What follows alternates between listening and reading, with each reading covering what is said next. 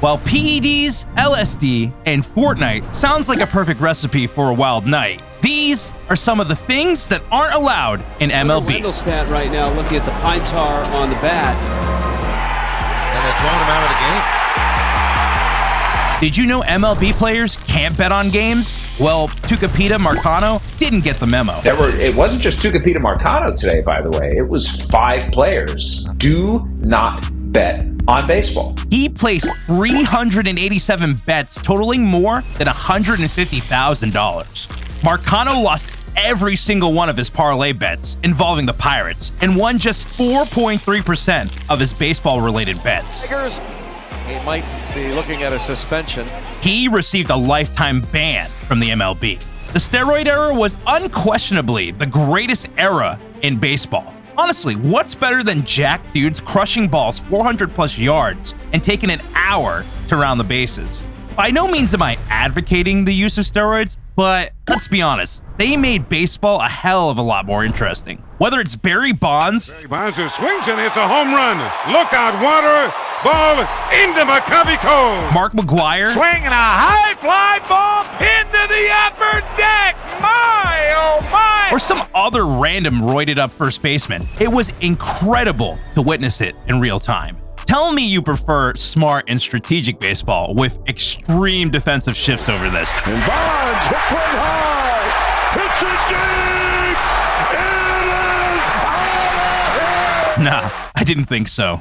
Speaking of extreme shifts, give MLB credit where it's due in finally putting an end to the boring yet effective defensive strategy. The league effectively banned the shift prior to the 2023 season, forcing no more than 2 players to be on either side of second base. In the past, teams would analyze hitting spray charts and position players to where they deemed opposing hitters were more likely to hit the ball. While many adjustments are minor, some are absurd in hindsight. Look at everything MLB does to try and make the game a little bit more interesting and marketable. It does at least 3 things wrong that hurt the game. MLB doesn't allow players to wear custom cleats, even if it's for a charitable cause. The league prioritizes uniformity across all pieces of equipment, but this is the future. Let the players show a little bit of personality and support good causes. The league even forbade New York Mets slugger Pete Alonso from wearing custom-designed cleats to be auctioned off in the support of 9/11 victims. To be the recipient of your cleats and your bat from a game played on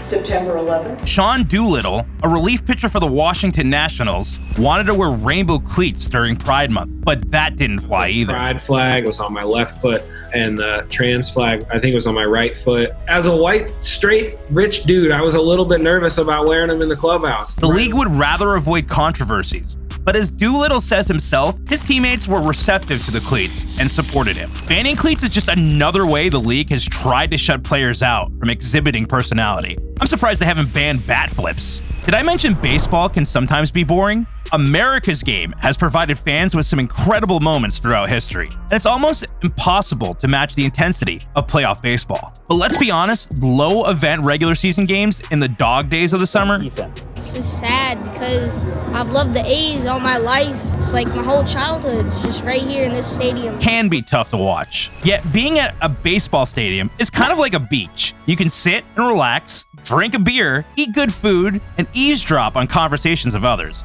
and will likely get a sunburn. However, don't bother bringing a beach ball to liven up the day. And he said it was one of the best decisions he ever made. Wow. But was he here long enough to string beer cups together like these yahoos? Fans aren't allowed to bring many accessories in the games, but obviously sometimes they're able to bypass security. Playing in front of a bunch of cardboard cutouts. What 2020 will be about in certain stadiums, as we saw in Washington. This security guard in Oakland got his revenge on a wayward beach ball, slowly letting the air out of it. Or how about this example, where Baltimore Orioles outfielder Austin Hayes delivers a Seth Rollins stomp to a beach ball. Or at least something that got loose. It's a beach ball, and Austin Hayes spikes it to death. Come on, man. That beach ball had a family. The league might be doing the most to keep fans from having a good time, but it also makes sure players have as little fun as possible. I mean, what's more fun than doing LSD and trying to hit a 100-mile-per-hour fastball? All jokes aside, MLB doesn't allow players to take any PEDs or recreational drugs, which is completely understandable. But again, Try and imagine a dude who, while physically on this planet, is mentally in another galaxy and trying to find the strike zone against a professional hitter. Not only did that happen, it also led to the craziest no-hitter in MLB history. Yeah. Pirates pitcher Doc Ellis in 1970 threw a no-hitter against the San Diego Padres while on acid. Dude showed up to the stadium 9 minutes before first pitch on LSD and proceeded to make hitters look foolish all game.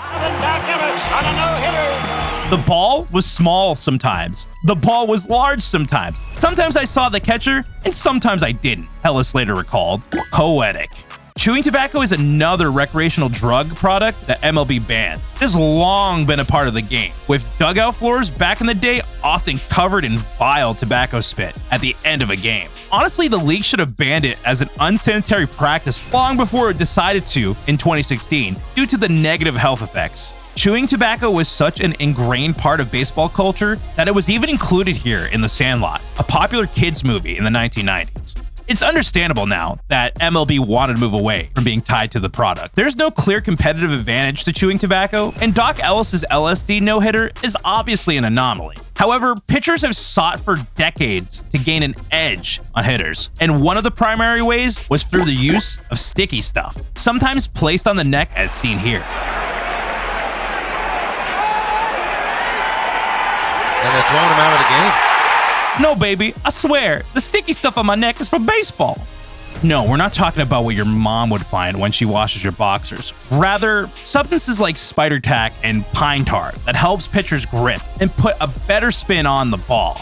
Pitchers have even used a mixture of sweat and sunscreen. MLB banned all sticky products, with the exception of the league-approved rosin. However, this can still be quite sticky, combined with sweat, as Trevor Bauer points out.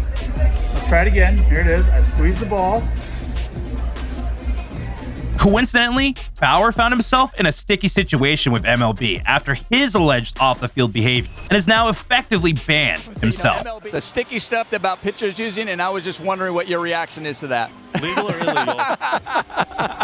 It's not just pitchers trying to cheat their way to success. Since the game was invented, batters have sought ways to hit the ball longer and with more power and consistency. One of the ways they used to do so was by corking their bats. Yeah, a literal cork inside the bat to put a little bit more spring into the ball when it made contact with the bat. Look at Sammy Sosa. He's not the only player to use a corked bat, but got exposed in one of the most memorable cheating moments outside of, well... His 8th home run of the year. He scored twice tonight. There's another bomb! Way out of this ballpark! That one's down Kenmore! Over the tree! His own PEDs. One has to wonder if Sosa even knew how to play baseball without cheating. A lot has changed since this moment. MLB has made even more rules on what constitutes as a legal bat. The Chicago Cubs won a World Series, and Sammy Sosa is white. No, really. Batters also can't use pine tar on their bats. Or they can, but not a lot. Hunter Wendelstedt right now looking at the pine tar on the bat and saying, hey, It's actually a pretty weird and confusing rule, which is in part why the famous George Brett meltdown has become one of the best clips in baseball history. Brett hits a potential game-winning home run against the Yankees, but New York argues he had too much pine tar on the bat. Brett, who sprinted out of the dugout like Usain Bolt running the 100 meters, obviously disagreed. Today, the actual rule is that players can only cover the bat handle. Now they're going to measure it across home plate. Well, I've never seen this. I never have either. Up to 18 inches from the end of the bat in pine tar.